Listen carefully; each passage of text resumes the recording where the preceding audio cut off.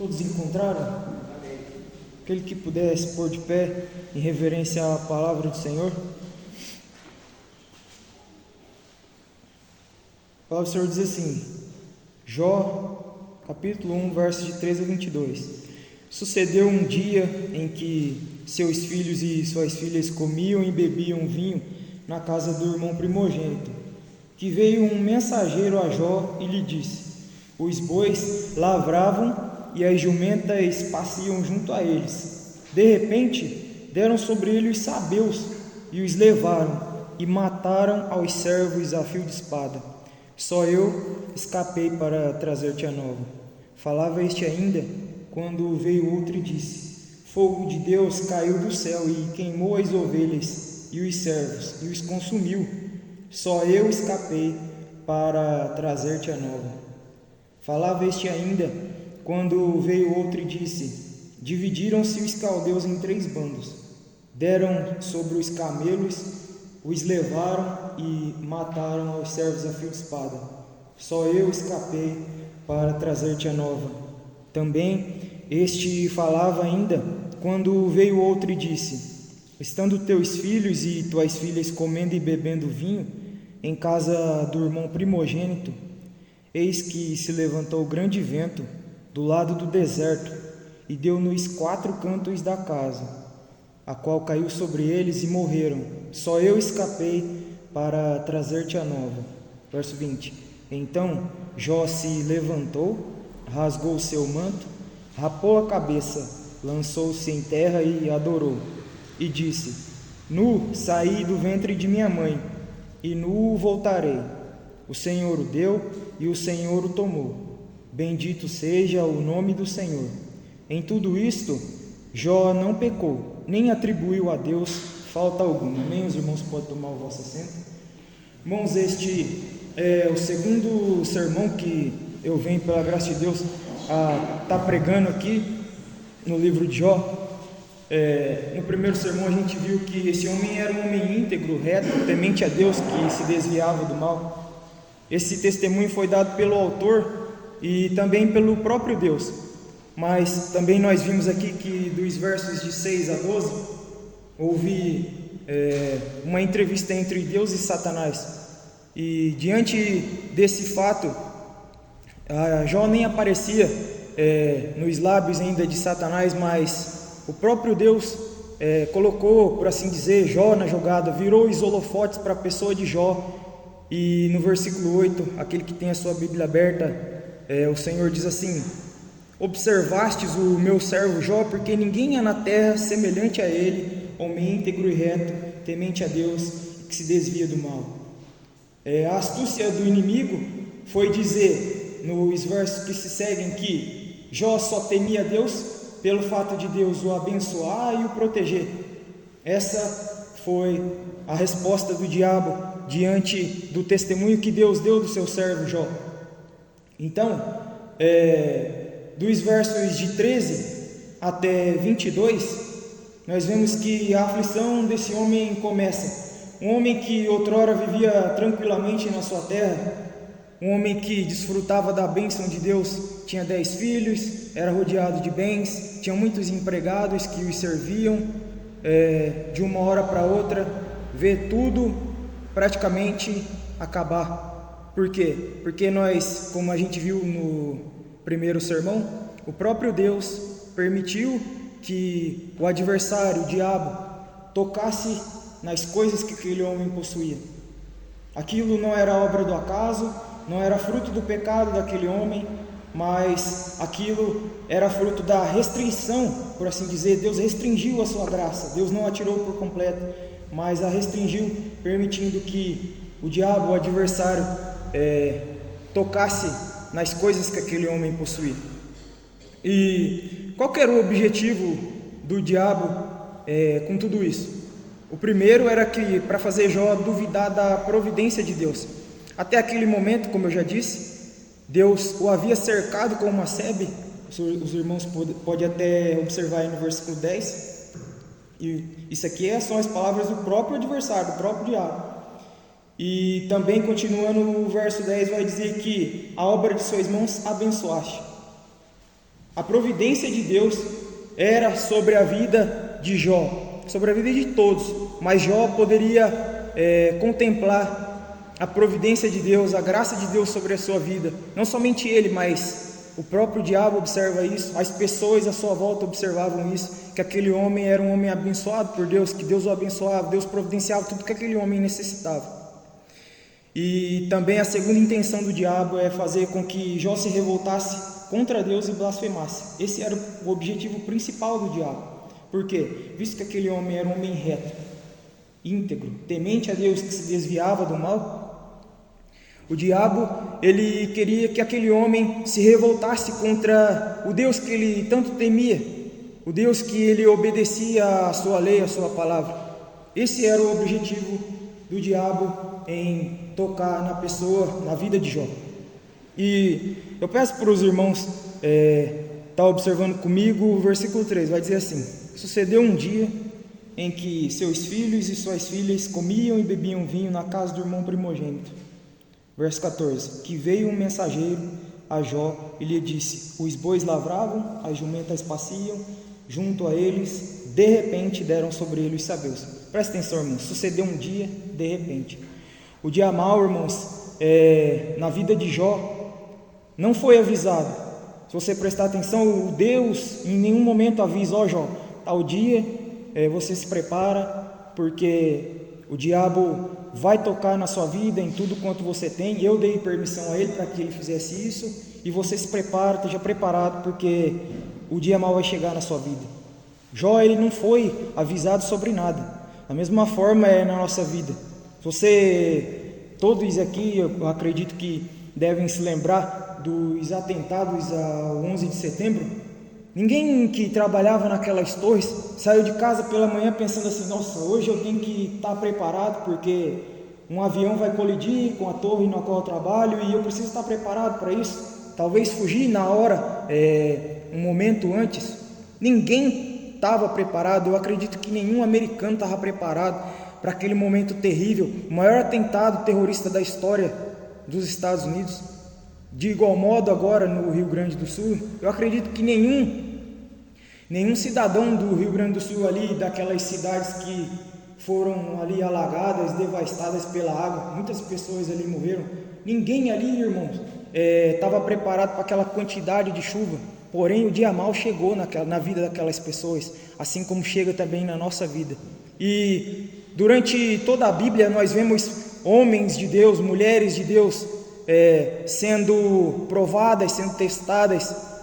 E Eclesiastes, Salomão vai dizer assim, Eclesiastes no capítulo 11, versículo 8, ele vai dizer assim, ainda que o homem viva muitos anos, regozije-se em todos eles, contudo, deve lembrar-se de que há dias de trevas, porque serão muitos. Perceba que Salomão, um homem que viveu de maneira abastada aqui nessa terra, ainda assim, esse homem, ele nos alerta que virão dias ruins, dias de trevas. Aqui nessa terra nós não passamos somente por alegrias, ainda que queiramos isso, mas a partir da queda do homem, a partir do pecado do homem, nós vemos que o homem é afligido pelo mal, o homem é afligido por provações, por tentações, fruto do pecado do homem, fruto do nosso próprio pecado. Por que as pessoas se matam umas às outras? Por que as pessoas cometem tantos crimes? Porque são pecadores, E, irmãos, o primeiro mensageiro, aqui no versículo de número 14, ele chega até Jó, falando que os bois lavravam. Mas eu peço que os irmãos prestem atenção, verso 14, vai dizer assim, veio um mensageiro a Jó. Verso 16, falava este ainda quando veio outro. Verso 17, falava este ainda quando veio outro.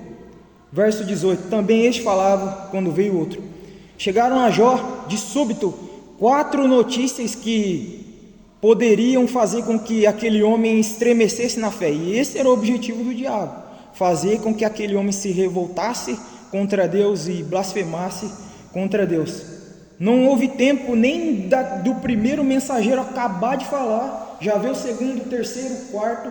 Não houve nenhum tempo para aquele homem parar para refletir parar para tomar uma água. Não, um atrás do outro, um após o outro, falava este ainda chegou outro, falava este ainda chegou outro. Por 4 vezes esse homem foi acometido por notícias que poderiam deixar qualquer um de nós aqui revoltado contra Deus, E aqui no versículo 14, se os irmãos têm a Bíblia aberta, vai dizer assim: que veio um mensageiro a Jó e lhe disse: os bois lavravam e as jumentas pasciam junto a eles. De repente deram sobre ele os sabeus e os levaram, mataram os servos a fio de espada. Só eu escapei para trazer-te a nova. Perceba que os bois lavravam e as jumentas pasciam. Os trabalhadores de Jó, assim como nos demais dias, eles faziam o seu trabalho de maneira correta. Perceba que os bois estavam lavrando, ou seja, fazendo os sulcos na terra. Os bois estavam trabalhando, e por os bois estar trabalhando, certamente os servos também estavam ali, cuidando, lidando com eles. Perceba que eles não estavam debaixo de uma árvore descansando, não estavam desapercebidos, pelo contrário, eles estavam fazendo o seu trabalho, mas de repente deram sobre ele os sabeus.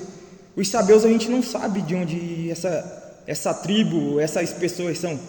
Há muitas pessoas que comentam que os sabeus eram andarilhos que viviam de roubo, eles costumavam roubar as pessoas. E pode até ser que seja mesmo, porque foi isso que eles fizeram. Mas se você prestar atenção, irmãos, a vida dos trabalhadores, dos servos de Jó, não foram poupadas. Não somente o fato de roubar as posses daquele homem, que eram os bois. Aí no versículo de número 3 a gente vê que esse homem tinha 500 juntas de bois e 500 jumentas. Para a época era muita coisa, tanto é que no próprio versículo 3 vai dizer que esse homem era o maior de todos os do Oriente. Então, irmãos, nós vemos que a renda desse homem, o patrimônio desse homem não foi poupado, e muito menos os seus servos. Os servos de Jó sofreram, o diabo não poupou a vida deles. Continuando, versículo de número 16, vai dizer que falava este ainda quando veio outro e disse: fogo de Deus caiu do céu e queimou as ovelhas e os servos e os consumiu.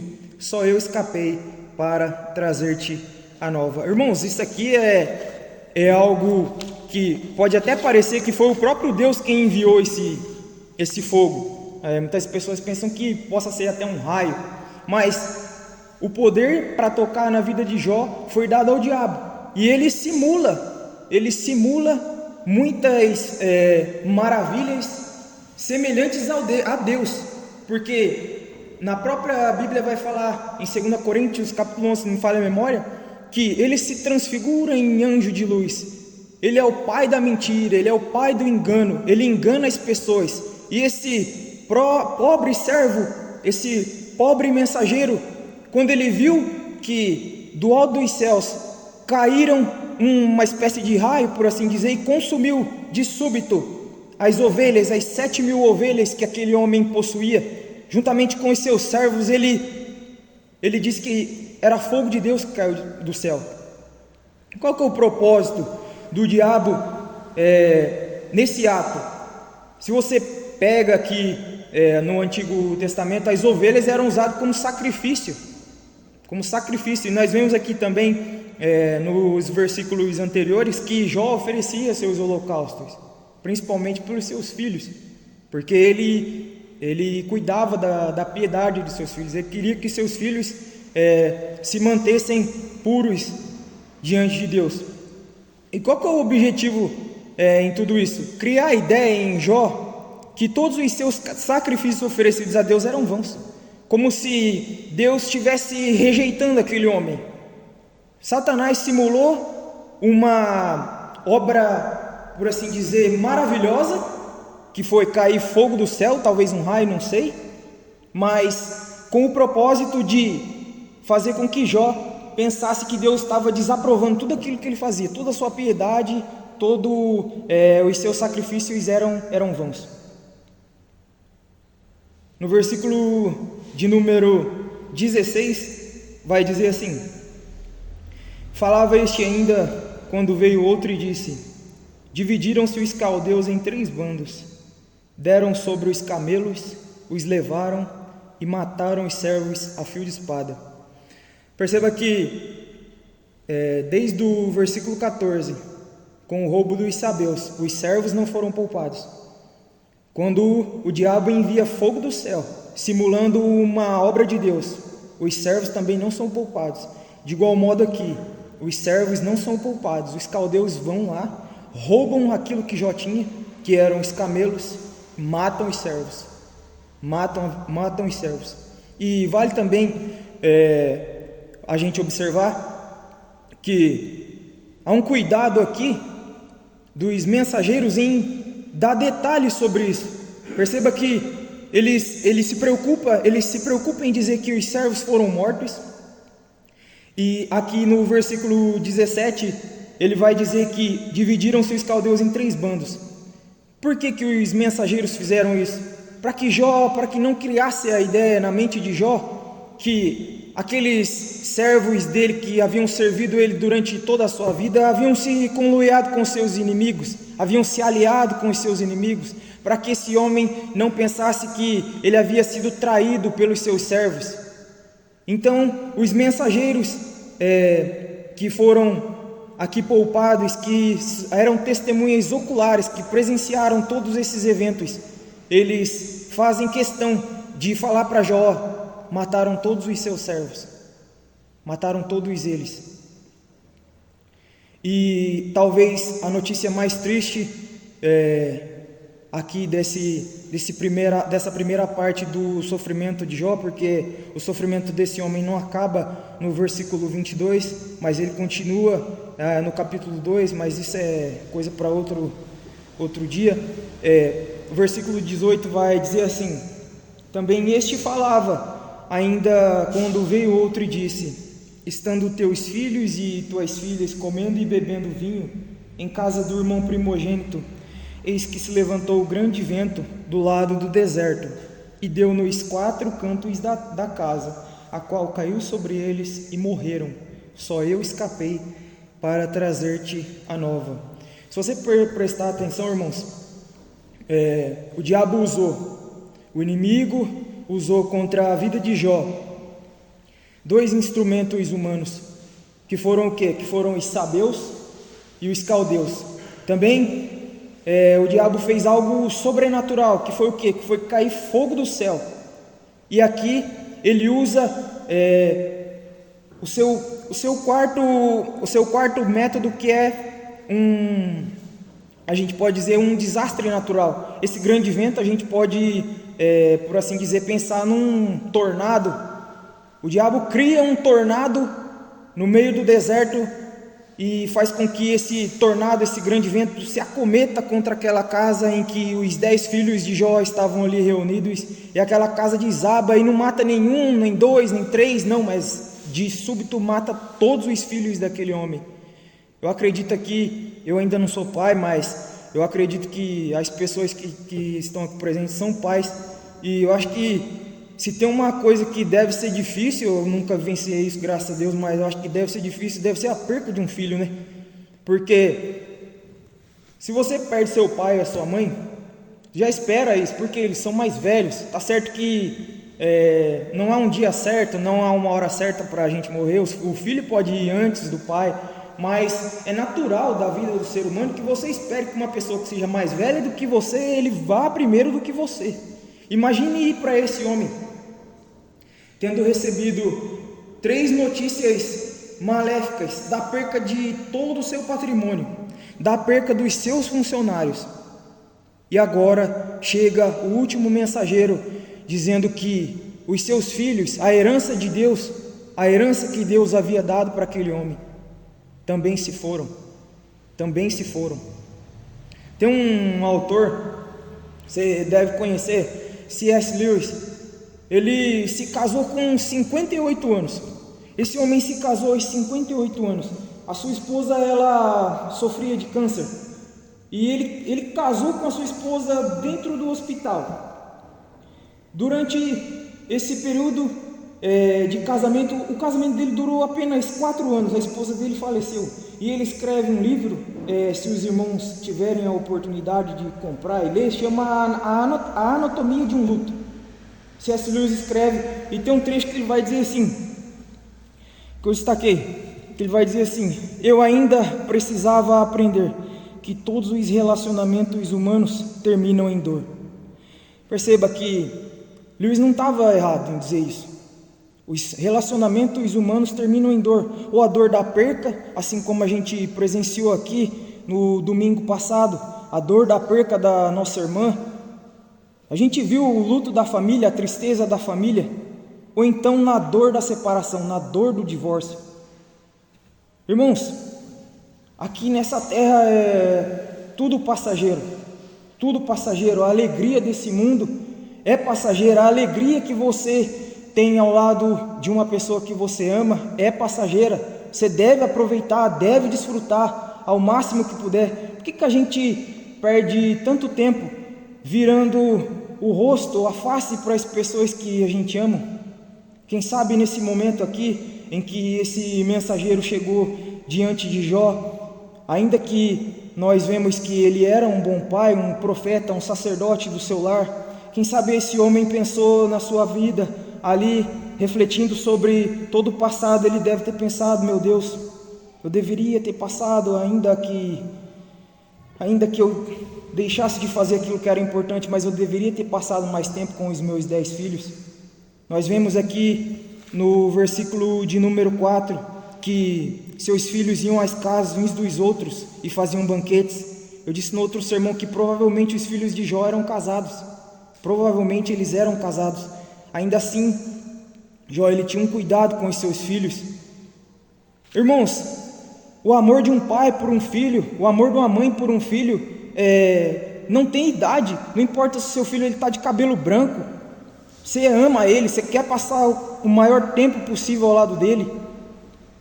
Eu acredito que quando essa notícia chegou até Jó, esse homem o mundo dele deve ter acabado ali naquele momento.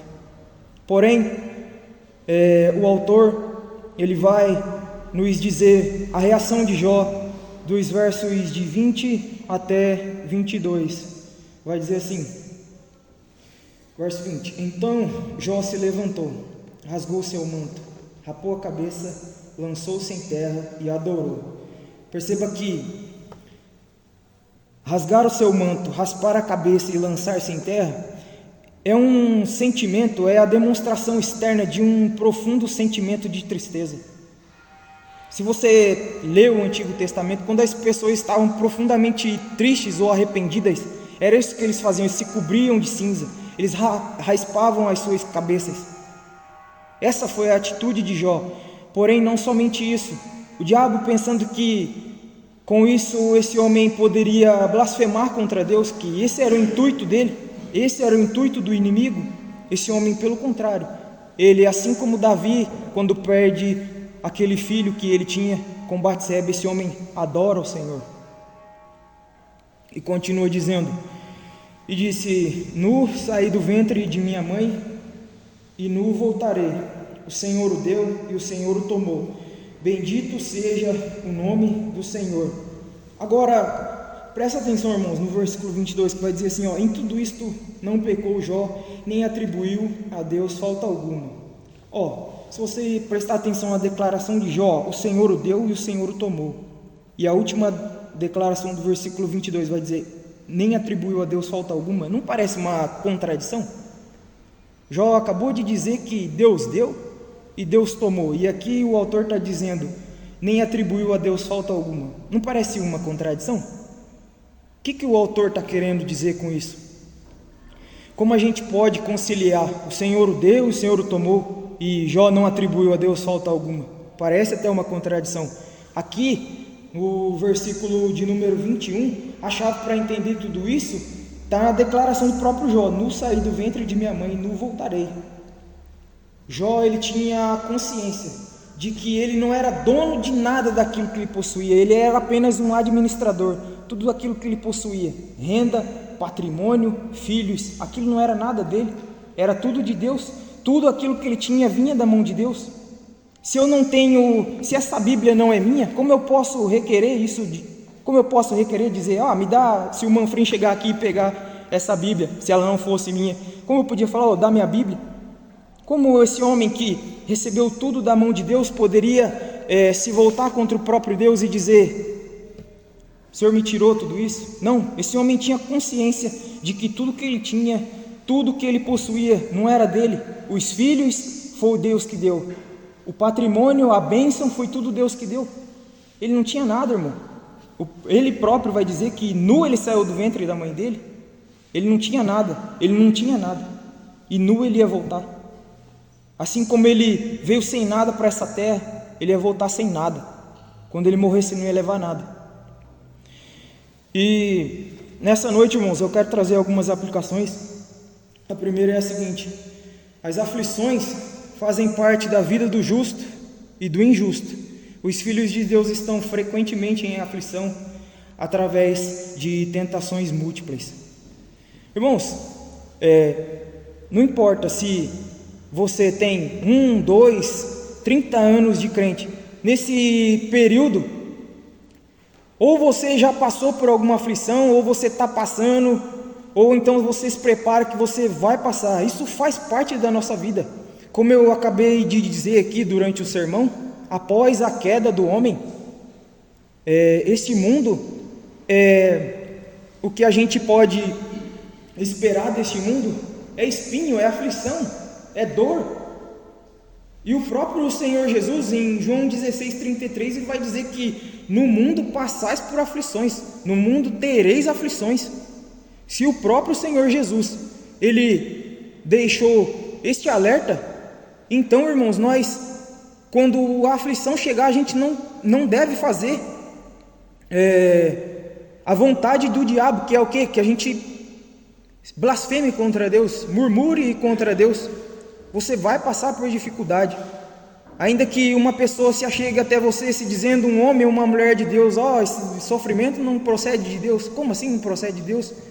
O livro de Jó vem para confrontar essas pessoas, confrontar você nessa noite. O sofrimento, ele vem para o justo e para o injusto. Lá no Rio Grande do Sul, tinha pessoas justas, sofreram, morreram. Tinha pessoas injustas, morreram, sofreram. O sofrimento vem para o justo e para o injusto. A segunda aplicação que eu trago é que toda a nossa cautela, atenção e zelo não podem nos proteger contra as tribulações. Jó era um homem piedoso, seus empregados trabalhavam corretamente, mas ainda assim lhe sobreveio a perca dos bens e dos filhos. Perceba que esse homem, ele procurou fazer tudo que era certo, tudo que era honesto, tanto é que ele era reconhecido por esses 4 atributos: integridade, retidão, desviar-se do mal, temer a Deus. Ainda assim, sobreveio o dia ruim, chegou na vida daquele homem. Irmãos, ainda que você pense assim, nossa, eu estou fazendo tudo certo, nossa, mas parece que eu trabalho certo, eu procuro ser correto no pagamento das minhas contas. Não para você não ficar surpreso se algum dia as suas rendas, aquilo que você ganha, não dá mais para pagar as suas contas. Surgir de imprevisto uma doença, alguma adversidade que consuma com seu patrimônio, alguma ocasião que vem de imprevisto, de súbito sobre a nossa vida, que ainda que nós nos preparemos, fazemos aquilo que é certo, mas ainda assim elas nos sobrevêm. Então que você esteja preparado, porque o dia mau vai chegar, pode chegar, se não chegou, vai chegar, e que você esteja preparado nessa noite. A terceira aplicação é que Jó reconheceu a soberania de Deus e o adorou diante de um dos piores dias da sua vida. Qual tem sido e qual será a nossa atitude diante das adversidades da vida, irmãos? Será que diante das adversidades da nossa vida, diante das frustrações da nossa vida, o que nós vamos fazer? Será que nós vamos fazer, como eu já disse, a vontade do diabo, blasfemar contra Deus, duvidar da providência de Deus? Ou nós vamos confiar no Senhor que tem nos providenciado todas as coisas, o Senhor que tem nos abençoado, tem nos concedido fôlego de vida, tudo aquilo que nós precisamos? E a quarta e última aplicação é uma reflexão. Jó reconhecia que tudo o que ele possuía não era propriamente seu. Que diferença da teologia propagada hoje, principalmente em músicas. Já ouviu aquele, não posso nem chamar de hino, mas aquela música que fala assim: restitui, eu quero de volta o que é meu? Por que Jó não disse isso? Me dá de volta o que é meu? Ele não tinha nada, ele reconhecia que tudo vinha da mão de Deus. Irmão, se Deus for dar aquilo que nós merecemos, aquilo que é nosso, Ele vai nos lançar no inferno, porque nós temos pecado contra Ele, nós não temos nada. Tudo que nós temos é de graça, é um favor imerecido. Ninguém merecia nada, irmãos, nós não merecíamos nem estar aqui nessa noite, mas o Senhor, por graça e misericórdia, Ele tem nos concedido este favor, essa misericórdia. Na cruz do Calvário, Ele enviou o seu Filho a sofrer no nosso lugar. Jó talvez é um dos homens que mais sofreu em toda a Bíblia. Tirando o Senhor Jesus, Jó pode ser o segundo ou terceiro homem que mais sofreu em toda a Bíblia. Então, irmãos, que nós venhamos a ser como ele, que nós venhamos a confiar em Deus, e mesmo diante das circunstâncias adversas que a vida nos proporciona, que este mundo nos proporciona, que nós estejamos alicerçados e confiantes no Senhor. Essa é a palavra que eu trago para os irmãos essa noite, e retorno ao trabalho para o presbítero Fernando.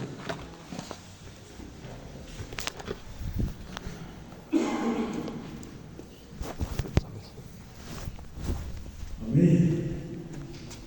Jesus falou o coração de